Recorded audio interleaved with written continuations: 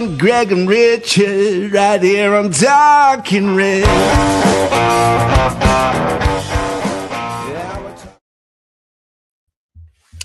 Hello and welcome to Talking Reds, a Nottingham Forest podcast. It's match preview time. I'm your Talking Reds host, Greg Oram, along with my fellow Forest fanatic from across the Atlantic, Richard Spray. The path of the righteous man is beset on all sides by the iniquities of the selfish and the tyranny of evil men.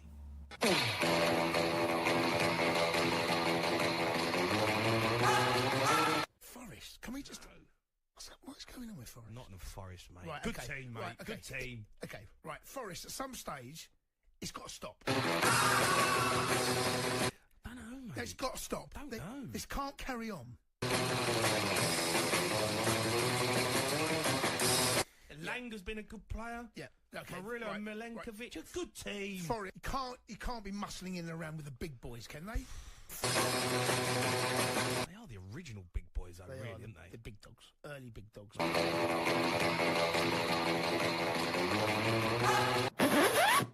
I don't remember asking you a goddamn thing. It was a teenage wedding and the old folks wished him well. Nottingham Forest are living their very best life. You could see that Pierre did truly love the mademoiselle. What's in a drive? Forest on fire! And don't they mean it? And now the young monsieur and madame have rung the chapel bell. Feel the Forest dream. Sense the possibility here. Wallow in the moment. They've beaten the champions. Delaney said the old folks, it goes to show you never can tell. They furnished off an apartment with a two-room robot. There we go. Good morning, Richard. I thought I'd give you the Peter Drury experience. How are you doing? Oh, I love it. I loved it. Yeah, that when he said that, I was just so elated. I was like, "Oh, we are on fire, and we definitely mean it." Yeah, that's brilliant. Yeah, we're not going to be hanging around with the big boys this weekend, obviously, but in terms of who we're playing, but yeah, that's great. That juxtaposition between people writing us off, knowing we're on fire, and Peter Drury screaming it to the masses. I love it. It's beautiful. Absolutely. Thank you very much.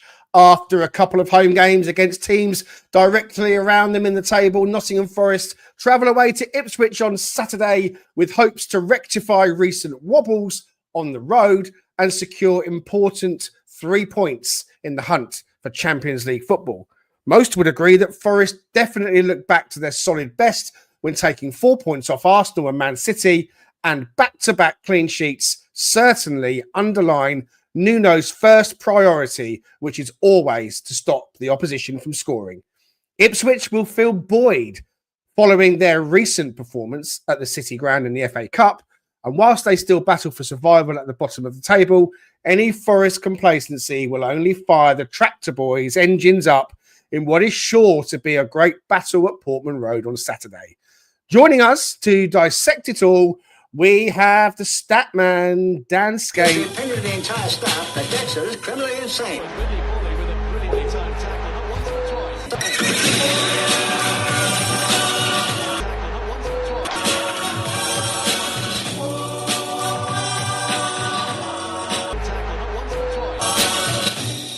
That boy needs therapy. Psychosomatic. That boy needs therapy. Psychosomatic. That boy needs therapy. Lying down on the couch.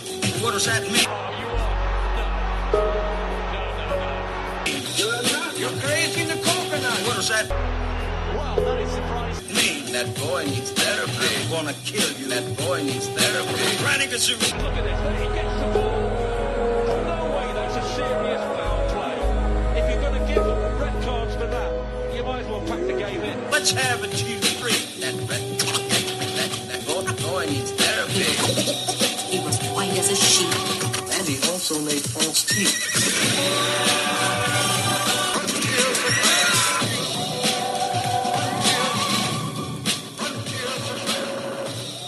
That boy needs therapy.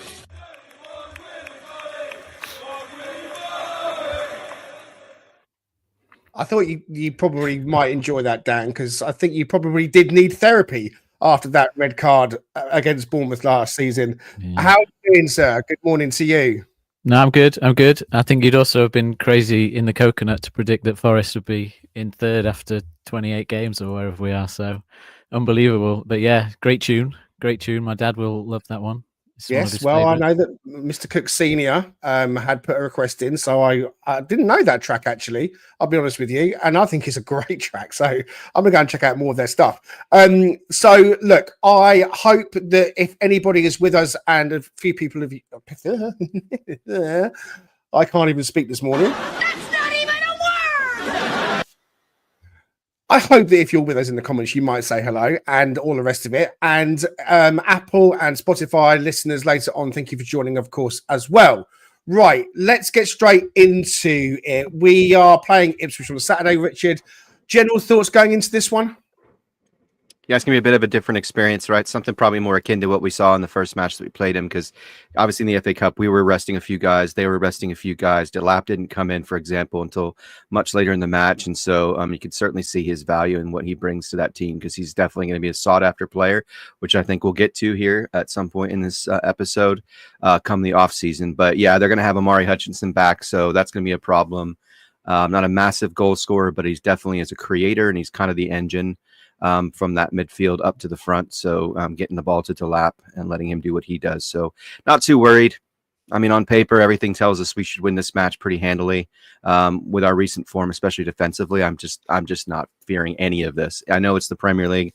I know every match is potentially a loss or a win. You know, that we don't use the word winnable. We don't want to upset Premier Elliott by saying winnable, but you know, because all matches are winnable, as he says. But I definitely think there's no reason to fear this team whatsoever. Good morning to Steph. She says, morning, guys.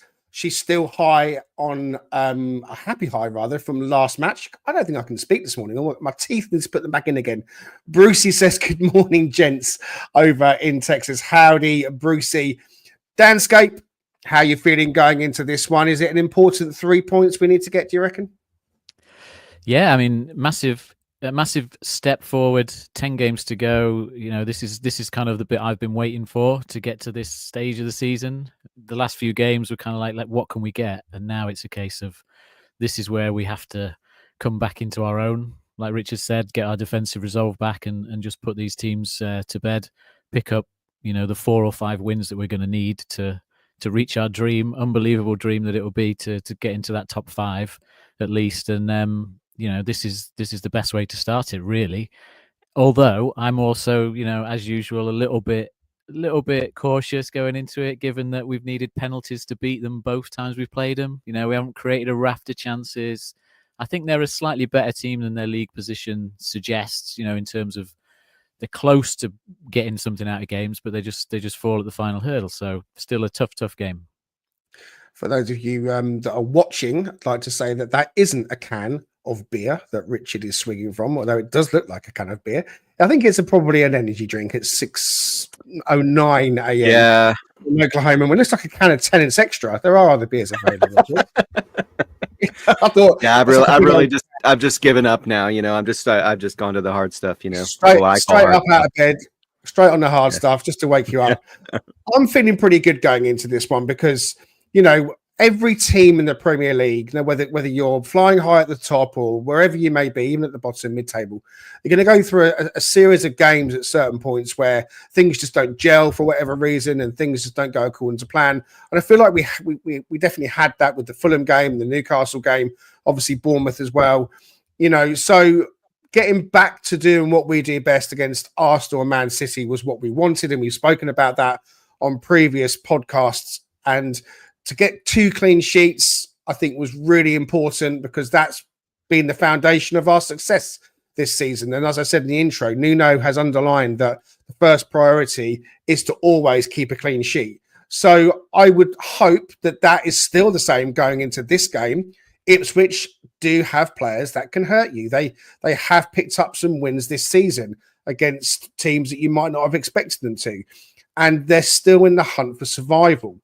You know, if they can string 2 or 3 wins together, then we've seen it ourselves. When you're down at the bottom with 10 games to go and you can hit a bit of form, it can drag you out of it.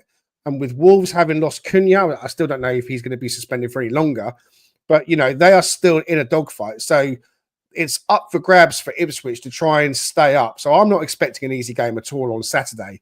We'll get straight into this to help us discuss it further.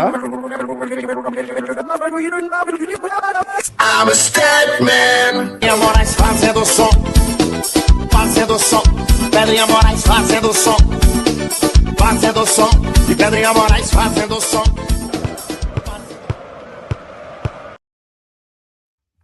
Okay, so we are getting into Dan's stat pack. Take it away, Mr. Danscape. Yeah, so starting to just look at the form of the teams and obviously particularly the form of Ipswich here. So this is something I saw one of the sort of stats accounts on Twitter. I can't remember which one off the top of my head now. Do something similar, which is look at kind of form of the teams in terms of points per game, left to right. So as you can see on this chart, left to right, Liverpool are currently in the best form in the league. Palace, Brighton and Everton sort of just behind them in terms of form chart. And then as you go across, you can see Forest are kind of about fifth in terms of fifth from bottom in terms of form, alongside West Ham, Wolves and Bournemouth as well at the minute. So then you go further left and you see Ipswich are, you know, across these last 6 games, their form is the worst in the league.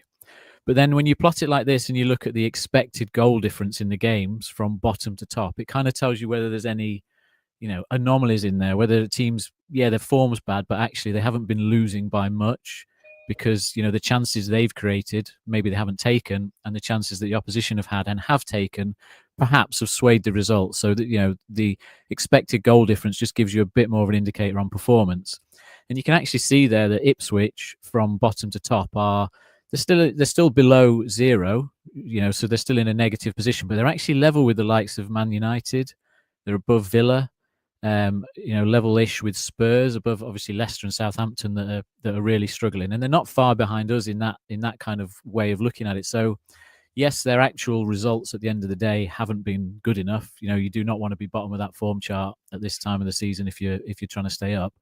But you know, they are in games. They are close to getting these results, and they've continued to be like that. And you know, the difference for them is probably just 1 or 2 players of quality, you know, taking a chance at when they get it or making a mistake. I think Ipswich have lost a lot of points in like injury time, you know, this season. I think they've sacrificed maybe 6 points or something to like a 90+ minute goal and stuff like that. So they're in the mix. That's really what this chart shows in performances, but they haven't perhaps got the quality to see games out, and that's what they need. Do you think that's going to possibly be of benefit to us then, Dan? Because I feel like we're quite strong finishers. I'm kind of thinking back to games. I know that we like to get the first goal, and so sometimes that can mean that we're happy to sit in with the Morato introduction and sort of see games out. So that doesn't necessarily lend itself to being strong finishers. But I'm thinking of the Villa game, for example. I know we're at home. We went the goal down, didn't we? And then managed to pull it back to win the game. So with Ipswich showing fragility in the last sort of like, let's say, 10, 15 minutes of a game, do you think that might be an area where we can exploit them if we need to? For me, yeah. I mean, basically the game's just not dead. You know, if we go one behind against them, you know, even if it's late into the game, then yeah, you just always got that hope. And we haven't seen much, have we, from Jota and Sosa lately? And you just wonder if now that we're getting back into this run of games, whether we might just see them come and make a difference off the bench, I think. I want to say good morning to Tim. He says, could you tell us what's the injury that Miguel has? It's more serious than first thought. To be honest with you, I don't know myself. It does feel like it's a tear in the hamstring, I think it was. So they can take time. So we'll have to see if we can find out some more information and let people know. Mark, as ever, we're grateful for the £2 donation. It all adds up and you're our legend. He says, I'll be at the game on Saturday. UEFA Champions League awaits for me. Well, you know what, Mark? I absolutely hope it does because it would be fantastic. Morgie Boy says, morning all, loved the track. Thank you very much. Really appreciate that. I'm assuming that's my dad. that He does is that your dad? occasionally go by Moggy Boy. Moggy Boy. There you go, Mr. Cook Worked out Senior. how to comment. Yeah, I see you put the request in, and I did my best for you. Right, let's go on to the next slide. You've got one here to take us through, Dan. Yeah, so just following up on the kind of expected goal difference trend of the teams, and you can see, so from left to right is the season as it's gone, and the kind of the main dash line there is the trend of each team. So Forest in red and our opposition are in black. So as you go from left to right, you can actually see that Ipswich have closed the gap as they've gone on the season in terms of the expected goal difference in games. So their performances have improved across the season, and ours have actually dipped, which you wouldn't necessarily believe. But in terms of where we started out, I think because of our sort of wobbles defensively and allowing those quality of chances and things and more shots on goal from where we started, which was, really strong, to the recent games, our form's actually kind of dipped in the opposite direction of them. So again, I think it just, for me, just fits that narrative that Ipswich are, they have improved as they've gone on. They're close, but they're not quite there as a team, and they're not, not to be taken lightly on that left-hand one. Richard, when it comes to Ipswich, are you concerned then with Amari Hutchinson being available again, and because he is possibly one of the most creative forces. We know about Delap, so they're going to be at home. Do you think that that's going to possibly cause us more problems?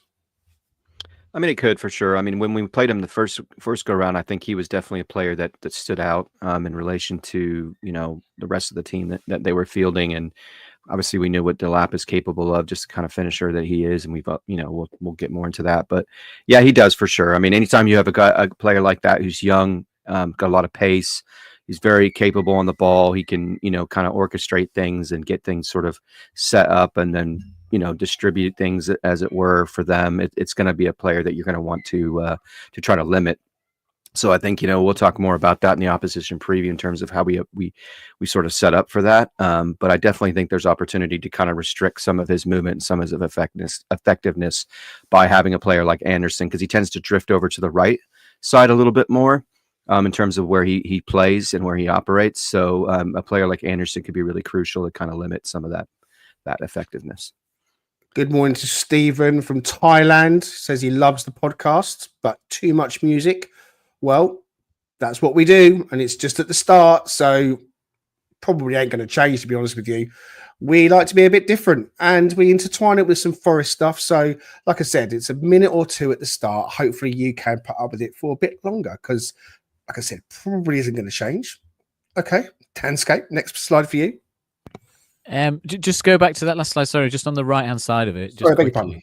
Yeah, right. So just to show the difference. So on the left is that kind of expected goal difference. Then on the right is what really happens. And this is, the goals you score against what you expected to score.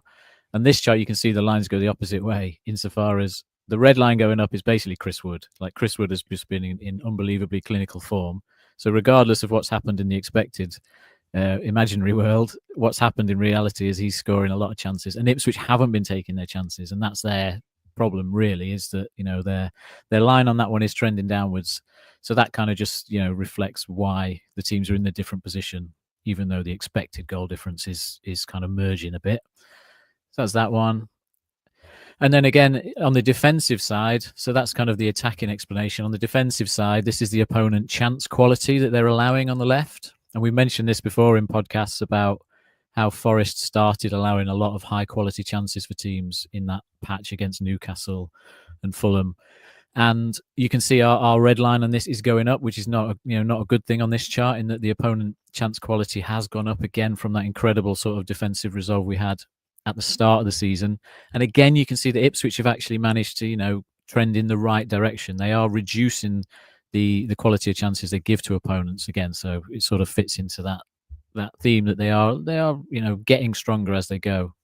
And then on the right, just quickly, the opponent goals minus expected goals is kind of the reverse of obviously the Chris Wood factor. It's how much does the opposition take the chances when they turn up at Ipswich. And unfortunately for Ipswich, you can see that the opposition teams have tended to get more clinical as the season's gone on against them, which is not what you want as a team. And ours has stayed pretty level. Bruce says, I'd like us to control the ball more on this one and see us being in their half more than sitting back. And Tim says, I thought we took the attack to City more than usual last time out.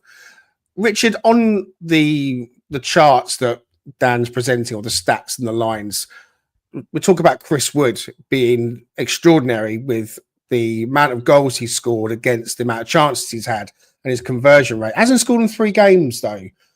You feeling concerned about that at all?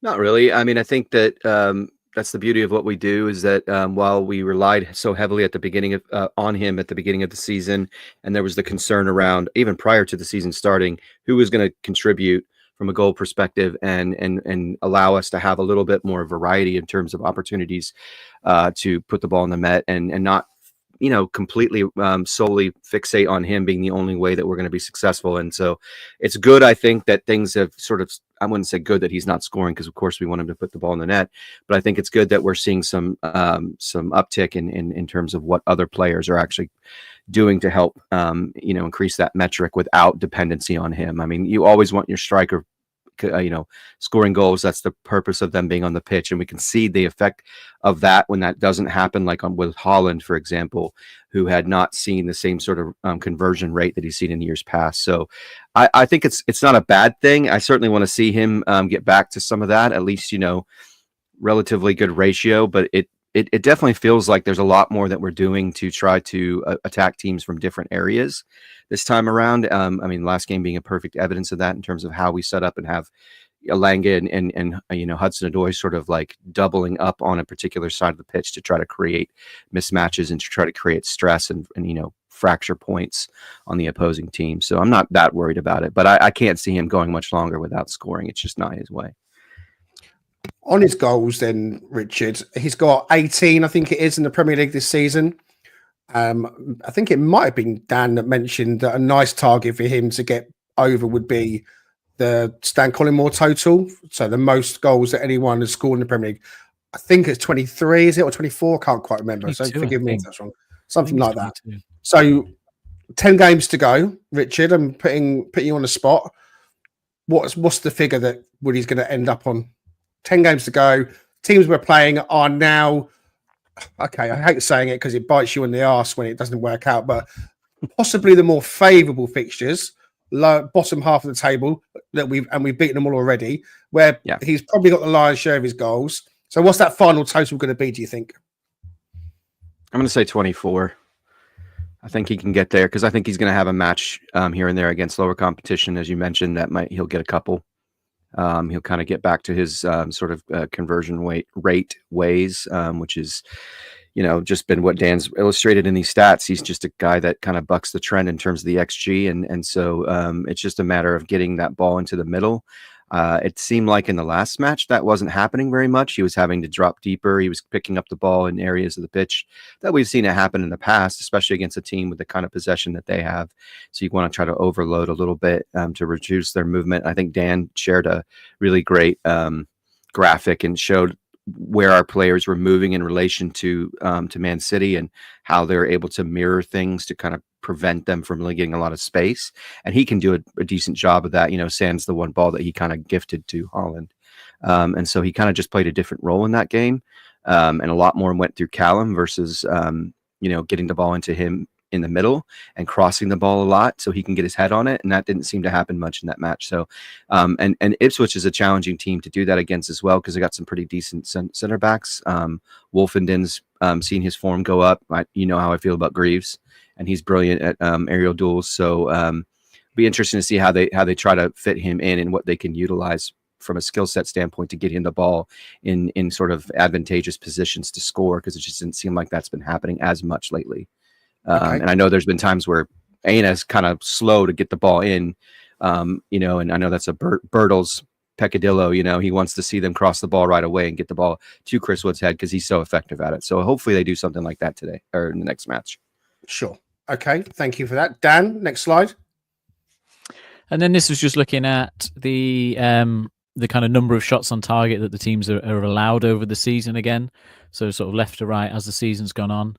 And again, on the left, you can see that, you know, we have started allowing teams to get those shots on target. Ipswich, again, have actually gone the right way in terms of their sort of stats. But you can also see in the bars in the background of this chart, the last two games, obviously Arsenal and Man City for us in the kind of red bars on the very right of the left-hand chart, is that we have sort of, stopped that kind of growth of, shots against us, however you want to word that. I could probably word that better.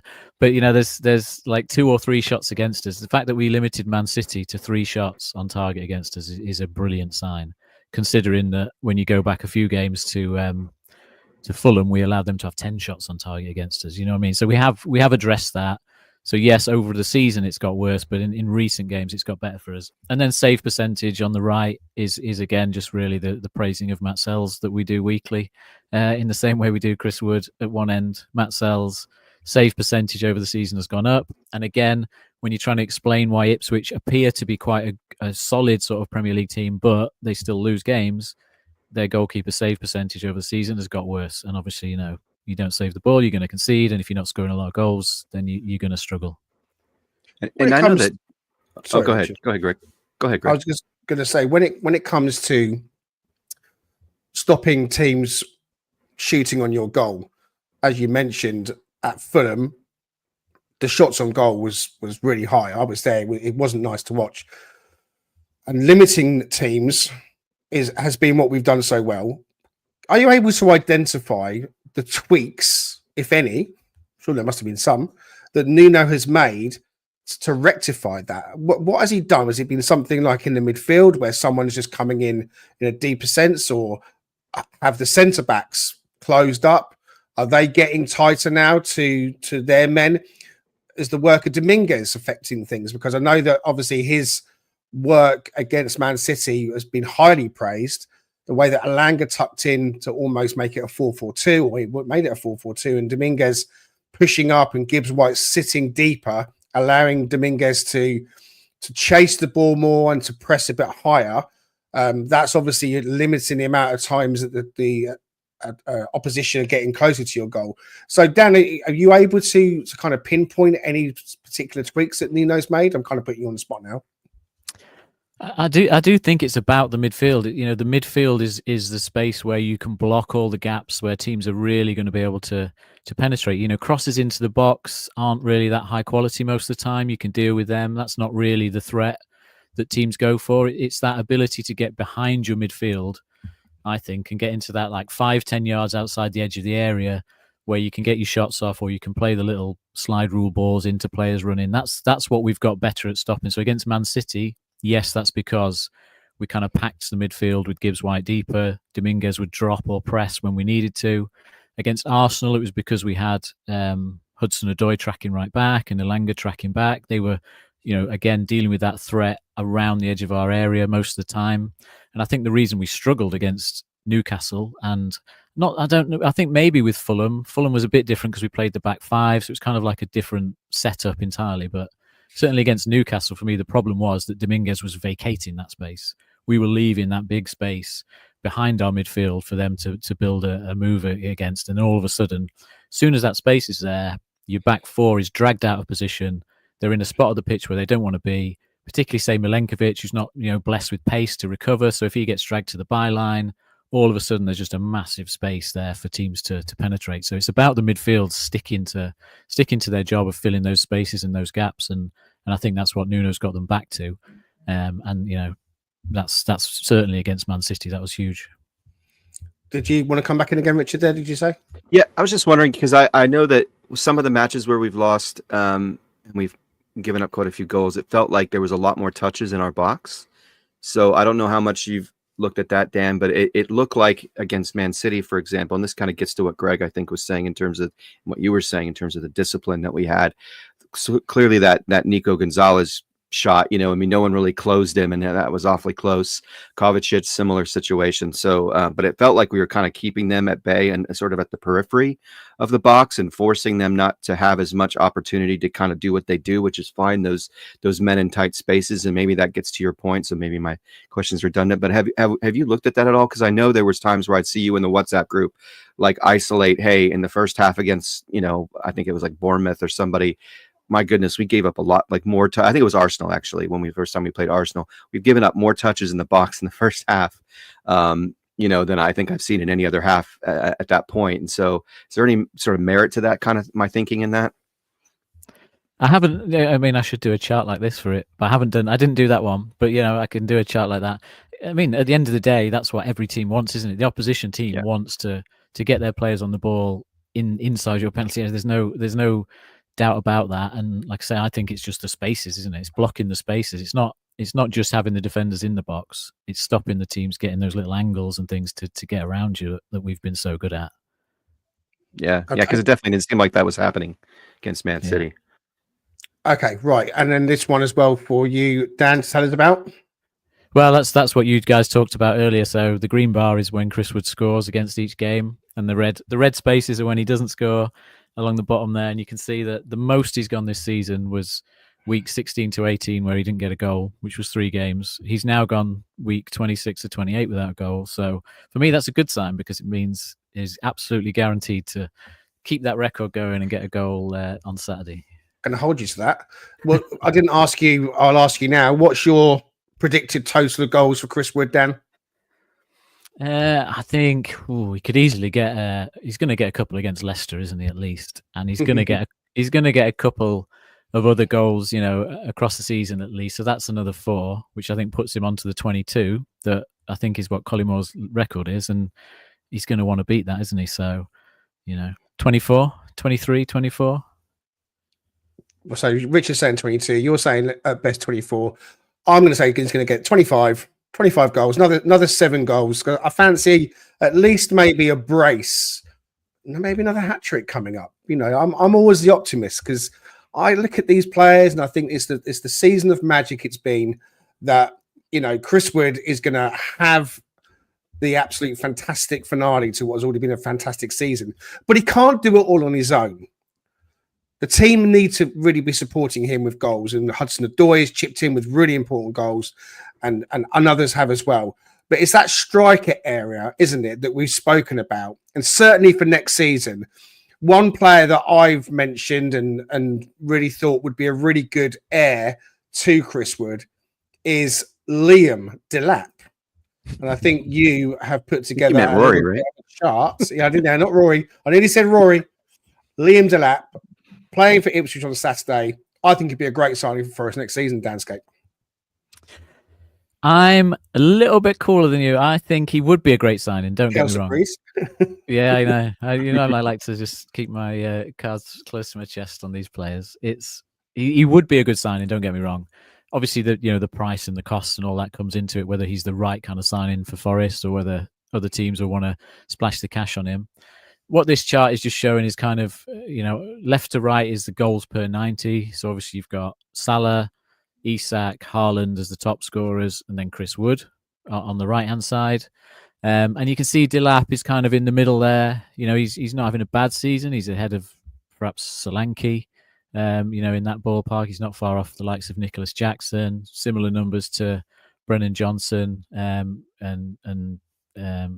Marcus Rashford, I suppose, has started kicking into form, hasn't he, a bit in that kind of middle section as you go left to right there. So he's in the mix with some good proven sort of Premier League strikers for what he's managed to do in a struggling Ipswich team, definitely.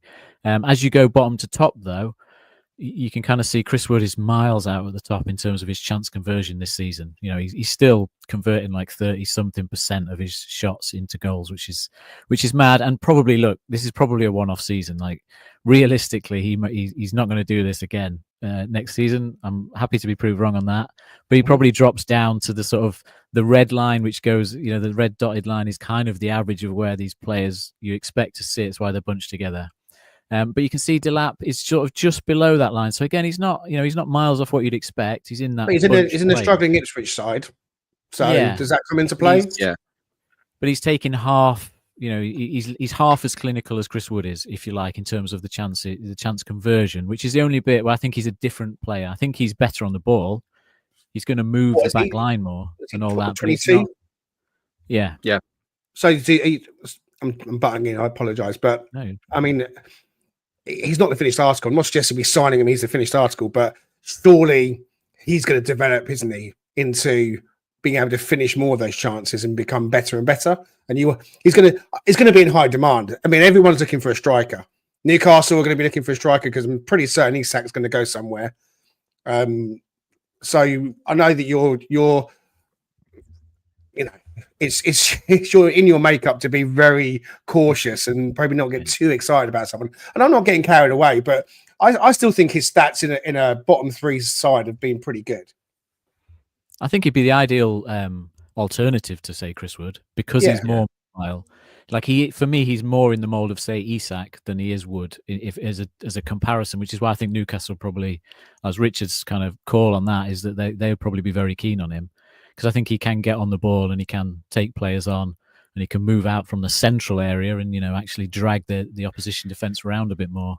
So he'd be a great alternative. So you've got two different styles of players, definitely. Yeah, and if you watch his highlights and then you look at his heat map as well, I mean, he picks the ball up in areas that Chris Wood would never pick it up, and then he will challenge and he'll try to, take on players at pace and as you pointed out, Dan, and he's got some interesting sort of Taiwo like physicality to him because he's about the same size as Taiwo, 6'1", in that range with the same kind of weight and so forth. And so he kind of tends to play a little bit different than Chris. I mean, Chris doesn't take on players as much, right? Sans the game against Newcastle where he kind of wiggled around a player and then chipped the ball over.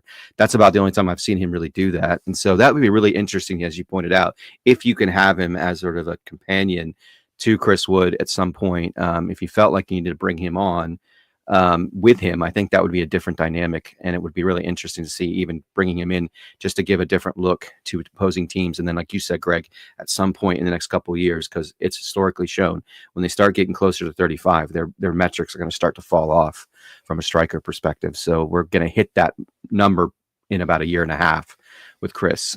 So it'll be interesting to see if they go that route. But I tend to believe you're right. I think he's going to have a pretty strong market, especially depending on where Isak moves to. On that, what would you pay for him, Greg? What's your kind of price range? Well, I mean, this city, he's not going to go for anything less than 40 million, is he? Can't imagine him going for less than 40 million. Young English striker. Say again? Same as Brennan went for. Brennan went for 47 million, probably a slight, He might go 40, 50. And I think that's what you've got to pay in the going market. We'll have to wait and see. Time's moving on. You're listening to Talking Reds. You're watching Talking Reds. As ever, we're super grateful for your support. Please hit like and subscribe. Or if you're listening on Apple or Spotify, you can follow us to be sure to never miss a Talking Reds episode.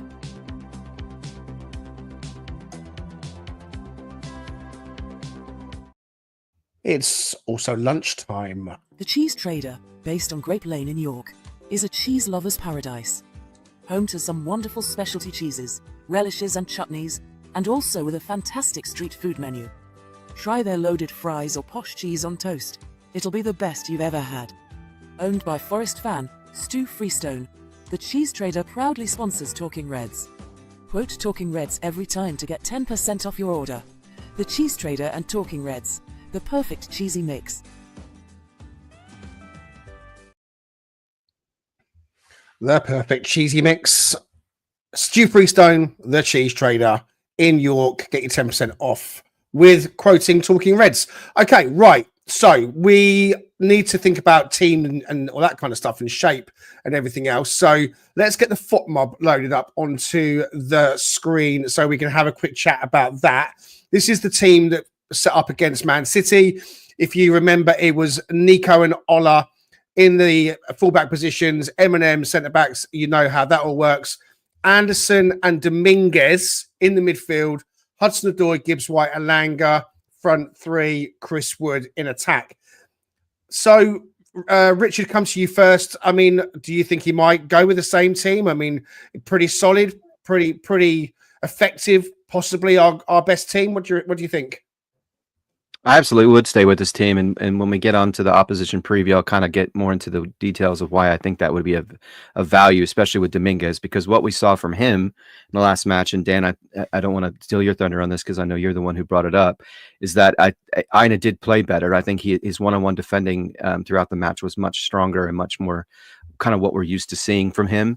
But I definitely think that the inclusion of Dominguez and the way that he played and the way how disciplined he was, even if you saw him move in a more of advanced position, he would get back and track back and get back into sort of a disciplined role of supporting Aina. And so, to manage Daku on that side. So I think there could be a lot of value to that and continuing to kind of operate in that way. There's some pressing that I think we can do with this team to create opportunities because there's some frailties in terms of how they get the ball out from the back. They just don't have the same level of quality of what we've seen in other teams in terms of their ability to work around a press. Like Brentford comes to mind. They're really good at that, or other teams like, Arsenal and so on and so forth. So it'd be good to have him involved. And you just can't underscore the benefit of what Callum's doing right now and how much he's meaning to the team. And we isolated that in the last podcast episode. It's just, he's starting to ascend in terms of his being a focal point for how we do things offensively as a team. So, and I like Elanga being able to kind of play off of that a little bit and sort of being able to move around, drift, sort of these in-game adjustments that we see where he can go out to the right if he's got a player that he feels he can isolate on the right and he can take them on. Great. If he feels like there's opportunities where maybe there's a frailty or sort of a point that he could stress more toward the middle or to the left, he can do that. So that gives him a lot of freedom to kind of to utilize his skill sets to hurt opposing teams in different ways. So and this feels like a match, I think, where Mike Morgan's gonna have a really good match. It just feels like he's due, like Chris Wood's due for a goal. I feel like we need to see Morgan's due for sort of a very sort of dominating performance where it just so much filters through him even more than ever.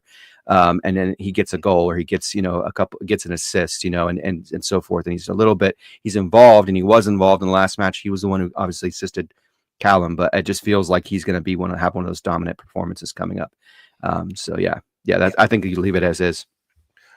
The temptation, Dan, when you're playing against teams in the bottom three and thereabouts, is that you want to possibly be more on the front foot and have more of the ball.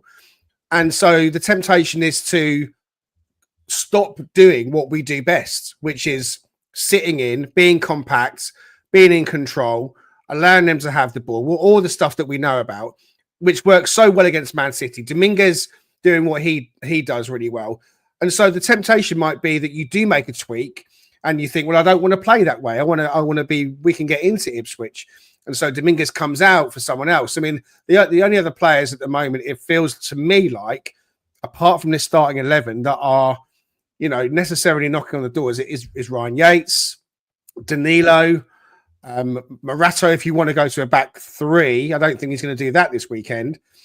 So Jota is a 10 minutes at the end man at the moment. Sosa, I don't think was even in the squad last weekend. They feel like they are literally, now last resort. Last 10 games to me feels like it's going to be a core basis of 14, 15 players. And so I think the question I'm trying to get to is, would you, and do you think Nuno should just stick to doing what we do best, no matter who the opposition is, whether it's Ipswich or Liverpool, whether it's Wolves or whether it's, I know we play Wolves, but, or a Man City, the top table, bottom table teams, just do what we do. Doesn't matter about who the opposition are, and allow them to come on. Obviously, Ipswich are going to want to come on to us. They're the home side. So maybe we should just stick with that. And this is the team to play. Or would you make a change and go for it? You see, what's funny is I think this team is going for it a little bit already.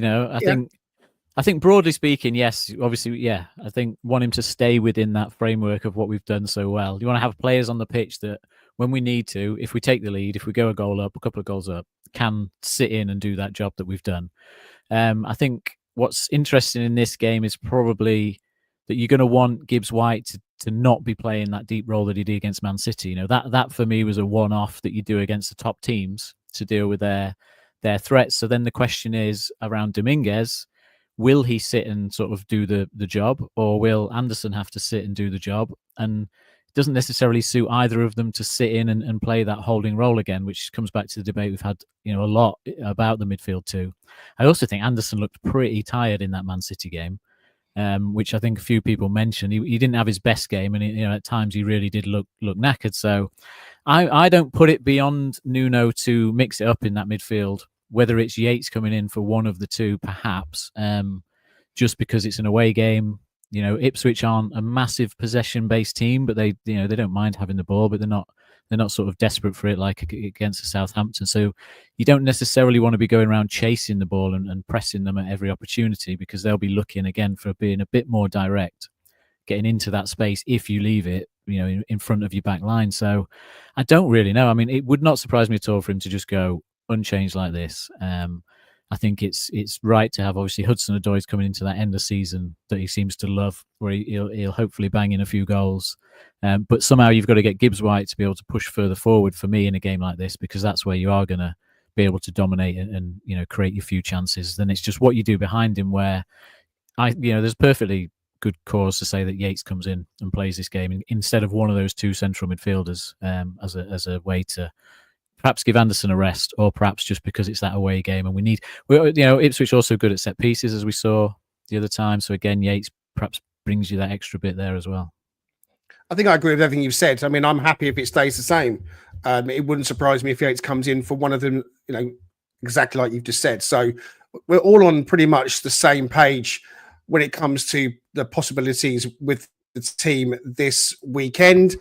We don't have Raf with us today, but Richard is going to step in and give us a little bit of a scouting report on the opposition. So over to you, Rich. Yeah, so I just want to take a quick look at how they've set up against the last 3 matches they played. So kind of typical to what Raf has shown before, just to get a sense of the personnel that they fielded, kind of formations that they fielded. And obviously the teams that they played, I mean, maybe Crystal Palace is a little bit closer to how we kind of function, but in terms of Tottenham and Manchester United, so from left to right, the most current, the match the 2 weeks ago or 3 weeks ago was against Tottenham, where they lost 4-1, and that was a home match. Then they played Manchester United, and as Dan pointed out, they've been scoring goals, and they've been some games they've kept these teams kind of tight. And that was evidenced in Manchester United, where they ended up losing 3-2, but they really made it close. I think the possession and some of the metrics in that match really favored Manchester United, but clearly Ipswich took their opportunities when they had the opportunity to do so. And then in that match, what was kind of unique is they took a similar approach in terms of formation. So on the screen right now, they've got a 3-4-2-1. And so they kind of put a traditional winger in sort of more of a wing-back position in Jaden Filigree-Badace. And so I'm wondering, I imagine, because he's been scoring goals a little bit, he's been creating some opportunities from that right side, in place of Amari Hutchinson, who can, as I said earlier, can kind of drift between that 10 position and over to the right wing, tends to favor that right side. And I'll show you a graphic here in a second that illustrates that. But I imagine Jaden Filigree-Badace will be playing today, or playing on Saturday, in conjunction with Amari Hutchinson, because it shows that he's not injured at this point. So I assume he's going to be back in the squad. But that'll be his first match back, and we were talking about him earlier. So he may not be as match fit. He may lack some of the sharpness that we may have seen from him in the first match when we played them. But they definitely have some variation to their formation, but they tend to kind of stick more with the 4-2-3-1. That's their traditional. So I imagine they'll be setting up in that same way, especially now that they've got Amari back and they've got an relatively informed Jaden Filigree-Badace. So let's see, we'll go to the next one. So this kind of just shows generally how they operate in terms of where their attack comes from and when they tend to do more possession wise. And so we favor the left side, which we all have seen. I mean, even if we didn't look at the actual percentages, we all kind of understand everything sort of flows through that left side. Lots of link up play between Anderson, Williams, Callum, and so forth. And now you've got Alanga drifting over to that side. You'll see Morgan drift over to that side. And so we're pretty comfortable knowing where we're going to be attacking. But with them in Ipswich, on the screen, it shows that they tend to favor the right side of the pitch. They're pretty balanced. I mean, it's 35% on the left, or 37% on the right, close to 30% in the middle. So it's at 28% in the middle.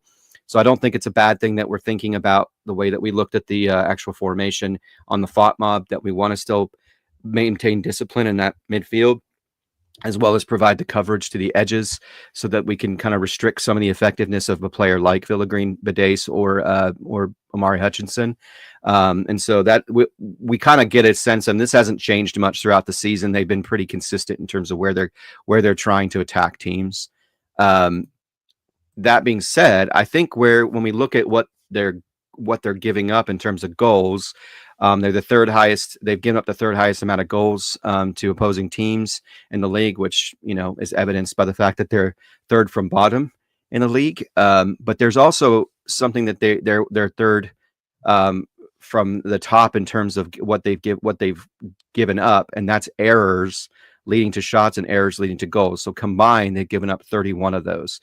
So it makes me wonder what, you know, if we, I know we were talking about maybe not necessarily feeling like we need to employ the press as much in this match as maybe we did at the beginning of the match in Man City against Man City. But I think there's some value in that, where you have a player like Dominguez who's so effective at that because of the fact that they're so prone and they don't work well out of the press in terms of getting the ball out to their players. The last match we played against them, I think Connor Chaplin was playing in that 10 role and Amari Hutchinson was out on the right. And Connor Chaplin is just a very different player. He's smaller, but he's very quick. And so we were seeing moments where, you know, we were allowing them to get through the middle of it. And it was kind of startling at the beginning of that match because I wasn't expecting that kind of pace and that kind of capability through the middle. I was assuming they were going to really just focus on the wings, which they did at certain intervals, but they were really hurting us through the middle of the park. And we weren't, at least in the first half, it didn't seem like we were really managing that very well. And that's against a team that's, as Dan pointed out, they're about on par with us in about every metric you can think of, except for defensively and in things like this, errors leading to shot, errors leading to goals, because we're lower on that scale. As Dan, I think, illustrated prior to the Man City match, we're really doing well in terms of not committing a lot of errors that lead to difficult situations and potential goals. So that's why I think it might not be such a bad thing to play a little bit higher, not as much of a low block. We don't want to completely get away from our identity, because when we've done that, we've seen what happens. So we kind of want to strike a balance there. But I think a Dominguez insertion would be really great because he's so good at that. And I think the quality of players that they're fielding, while there is some quality there, is not to the level of other teams that have hurt us, like a Bournemouth, like a Fulham, like Newcastle and Arsenal and so forth. So I definitely think we've got an advantage here in terms of our personnel. We've certainly got the advantage, I think, from a managerial standpoint. McKenna is a great manager, but what Nuno does in-game in particular, I think Fletch isolated that in the last Forest Focus match when he talked about it's not just how he sets things up at the beginning, it's what he's doing through the course of the match that creates such problems for opposing teams, because there is so much fluidity, there is so much variation. Those players can do a lot of different things and can really fill a lot of different roles in terms of what they're doing within the match. And you don't necessarily need Alanga to be, you know, contributing a lot of goal contributing actions or getting a lot of assists, because you have other players who can step in and do that. He just creates a specific challenge, and then he can be a focal point in other scenarios where it makes sense to do that, depending on who they're fielding on the opposition side. So definitely think we have an opportunity to pack that midfield a little bit, keep things, disciplined from a space standpoint, but at the same time be on front foot, because they're not, as much as I love Greaves, and I think he's a brilliant footballer, and I think he's an ascending player because I think he's only 23. It's still the kind of players, the quality of player in that back line is just not anywhere close to what we have, and so I think there's a lot more we can do offensively against this team. Okay, brilliant. Thank you very much indeed, Richard. Okay. Right, we are not quite out of time just yet. I wanted to put a shout out to some of our overseas fans over in Florida. There's a meetup, the Orlando meetup. The South Florida Nottingham Forest Supporters Club will be traveling up to Orlando for the match against Ipswich Town this Saturday. They're saying, come and join us in Orlando at the Harp and Kelp Pub in downtown Orlando. Kickoff for them over there in the time zone that they're in is 11 a.m. They will be on a 6:20 a.m. trip from Fort Lauderdale on the piss with Nuno. Wouldn't have it any other way. So Forest fans in Florida, if you can, get down to Orlando this Saturday and join the South Florida Nottingham Forest Supporters Club. Great work, guys. Absolutely fantastic work. Please do go and join up with fellow fans if you can. This coming Sunday, Nottingham Forest women take on Derby County at the City Ground. So if you fancy some action in Nottingham, then please go and support the women. They are top of the table and promotion is in sight. Only one team goes up from that division. And so they need to finish top to get into the championship. Looks like they're going to do it, but they could do with your support on Sunday. Okay, Danscape. England squad gets announced, I think, tomorrow. We've spoken a bit about that, and I wasn't feeling too sure about whether Gibbs White was going to get a chance because he was Lee Carsley's boy. But actually, you know what? He's had a good season. In spite of being out of form due to some injuries he had at the start of the campaign or through the campaign, I'm pretty certain, in fact, I'm not pretty certain, I'm dead certain, Morgan Gibbs-White will be in the squad. I've made the battle cry that Callum Hudson-Odoi deserves the call-up. I can't think of another winger in better form than him at the moment. Saka's injured and Gordon, I think, is either injured or suspended, you know, that kind of thing. So for me, MGW, Callum Hudson-Odoi, and an outside bet for Elliot Anderson to get in. I think it's coming, but maybe not yet. I'm not quite sure. Where are you at on Forest players into the England squad? I think I'm with you. Yeah, I think Gibbs White for me seems he's got to be nailed on, especially after obviously that, you know, just things like that last assist against Man City and stuff. It just keeps him in the attention, doesn't it? It shows that wherever he plays on the pitch, he can create something. And he can do the job because he did the job out of possession for the first 80 minutes of the game or whatever. And then he still can create in the last 10 minutes. So he's got to be in there. Hudson-Odoi, I'd love to see. I mean, what always excites me about the Forest players going into the England team is that you get to see them in a different style of team and see how they do and just start to think, you know, is there like a little bit more you could get from them in a slightly different system and stuff like that? You know, you'd love to see Hudson-Odoi in an England shirt now that, I know he's done it before, but now he's a Forest player and you see him in that left wing role, taking players on and cutting in and scoring one of his goals in a different team. It would be, you know, interesting to see as well as just great to see. I don't know with Anderson. Don't know. It's hard. You know, his form has dropped off a little bit of late in terms of actual goal contributions, you know, assists and things, because he's not been taking as many set pieces and he's been playing that deeper role really well as an all-rounder. I think the Maradona comparison is kind of wrong. You know, Maradona would not be doing what Anderson's doing. He would not be playing a holding midfield role, loads of defending and all that. He's more, for me, the most similar player he probably is someone else from that region. It's probably Jordan Henderson. He's kind of got a little bit of that about him in being an all-round midfield sort of general player that could go on to be a bit of a leader. So it's not as glamorous to say the Jordan Henderson as it is Maradona, but that's kind of what he is. Especially when Jordan Henderson's from Sunderland. Exactly. That neck of the woods. So yeah, I'd love to see Anderson in it, but I think his form maybe has just dropped off at the wrong time. Gary says he's late, scheduling issues. Well, we went head-to-head with Forest Focus today, so I dare say we knew that, you know, our audience would be a little bit diminished, and we have no problem with that, of course. Pat Brett says I would make a bid for Jota. That's the Liverpool Jota. He says they're making changes. He played for Nuno and our coaching staff. Love him. Yeah, I see what you're saying. I think Jota's a good player, and if we had a chance of getting him, I think he would be a good addition. I agree with you there, Pat. Peter Welsh, thank you very much, says hit the like and subscribe button, guys. So please do hit like and subscribe. It would really help us out. Tim says, I'm glad you guys aren't doing the team talk in Nuno We Trust.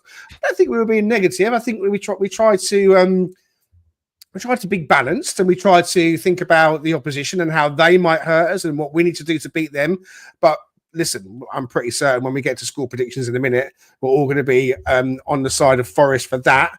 And Phil the Forest says, look, as long as there's no injuries, if they get called up, it seems like he's going to be quite happy. You're obviously going to be a big champion for Morgan, Richard. So we know what you feel about him. Have I gone over the top on Callum Hudson-Odoi? I think he's in the best form of his career. I think he might be one of the best and most informed wingers in the Premier League right now. I mean, he's such a balanced player in terms of what he offers. I mean, there's just so much. And I was really going back and looking at some of his goals this season and last season. And you're right, Greg. There's this weird. So I don't quite understand the physics of this. In my head, it reminded me like a pinball machine where you just pull it back just enough and you barely let it go and it absolutely rifles things forward. He just has such immense power coming out of his right foot, and the versatility that he has to play the right side, to play left side. I think at the beginning of the season, we kind of saw him get moved over to the right, at least in one match, and it didn't feel quite as I don't know. It didn't look quite the same. It didn't feel like it had the same effectiveness, but he's shown, especially recently, and the fact that he's shown if needed, he can pull back and he can defend a little bit better, because that had always been the knock on him, right, Dan? I mean, we kept saying like his ability when you force him down that path, even though you don't want him to do that even now, even if he has advanced in terms of that ability just slightly, he's just got a lot to offer in his game. So I just don't see how you wouldn't want him in the team at minimum as you know, that second guy behind somebody else. But I think he definitely provides a different dynamic than Gordon. I just think he's a little bit tidier and a little bit tighter in terms of how he operates than Gordon as well. Gordon always struck me as being a little bit frenetic, whereas I think Callum is so controlled, and he's just such a matchup nightmare for any defender. I've said this previously before, and I'll say it again.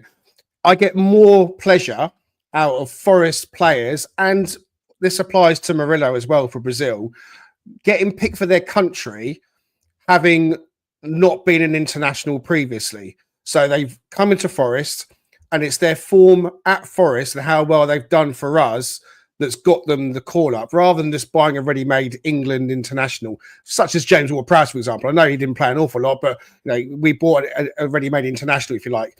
Gibbs White, and I know Hudson-Odoi played for England, but it was like 5-6 years ago, so kind of almost doesn't count. And Anderson was flirting with Scotland. Like I say, the big deal for me is Murillo, who I'm certain will get game time for Brazil this international break. So it really is more of a kick for me when these players are getting called up based on their form for Forest and not the fact that they were already in the squad. So, yeah, it's amazing to talk about the England team because, any international player is worthy and is brilliant, but the England team is obviously our home country. To talk about Forest players getting into the England team is incredible. It's just another layer on top of how far we as a team and a club have come. Okay, Danscape, final thoughts and your score prediction for Ipswich, please. My score prediction for Ipswich is 2-1 Forest, I think. 2-1. Although, just putting it out there, I might go for a draw in the podcast prediction league. I want to put that out there so people don't think I'm cheating if it's a draw and I get some points from it. Because most people, I'm sure, are going for a win, but I need to recover some ground on it. And my only other thoughts, right, something that keeps me up at night is Matt Sells, because what happens at this point of the season? This is just trying to put into the universe the most Forest thing that can happen, so that it doesn't happen, right? I don't want it to happen, but we've got one goalkeeper at the minute that is actually capable of probably playing in goal for us in a Champions League run-in, and Carlos Miguel seems to have a hamstring problem that's keeping him out, and then you've got Wayne Hennessy, who's like my age, I think, pretty much. 60. Yeah. And I just think, oh my God, I just want to put it out there. It's worrying me. I want to put it out there early so that it doesn't happen now. Listen, the goalkeeping gods Yeah. are now shining down on us. They gave us the Matt Turner and Odysseus Flacodemus experience. True. And so since then, the goalkeeping gods are favouring us. Matt Sells is going to be fine. Don't worry. Okay, good. Right. I'll be able to sleep now. Well, I don't want Matt Sells keeping you up for the wrong reasons. Mate, keeping you up for the right reasons is fine. Because these goalkeepers have got good length. We know that already. No. Richard, over to you for your score prediction and final thoughts.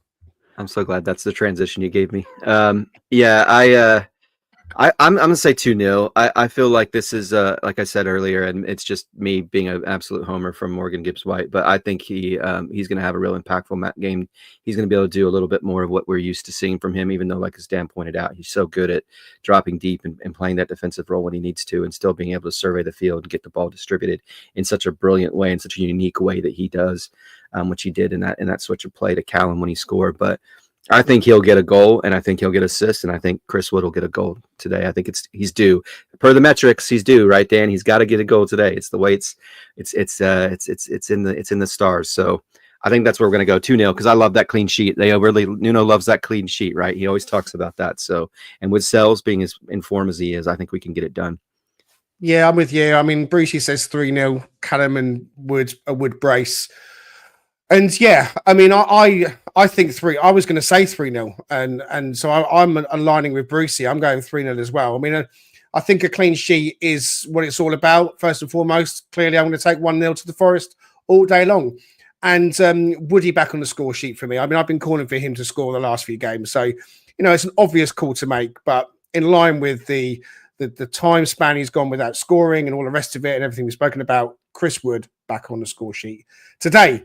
All right. Once again, if you wouldn't mind hitting like and subscribe, it would help us massively. We thank you for being with us. Just want to add as well, the music at the start, it's just a bit of fun. It sets us apart from what anyone else is doing, perhaps. And it is literally just a minute or two at the front. So hopefully, if it bothers you that much, you'll still stick around for all of the Forest chat that follows for the hour plus afterwards. And like I said, it's just literally because we like to do things a bit differently over here at Talking Reds. All right. Forest at Ipswich on Saturday. It is a big game because it's 10 cup finals now for me as we seek to make it into the Champions League. We saw over the last couple of nights that dreams can be shattered when the likes of Liverpool can't quite get the job done against a very good PSG side. And then you look at Aston Villa and their rise. And since Emery came in, the transformation that he's had in that club has been nothing short of spectacular. We feel the same effect can happen for Forest with Nuno. He has already put us on the map again, and everyone in this country and beyond will certainly be talking about Nottingham Forest this season and beyond. And maybe, just maybe, that third star that we all dream about isn't so far away after all.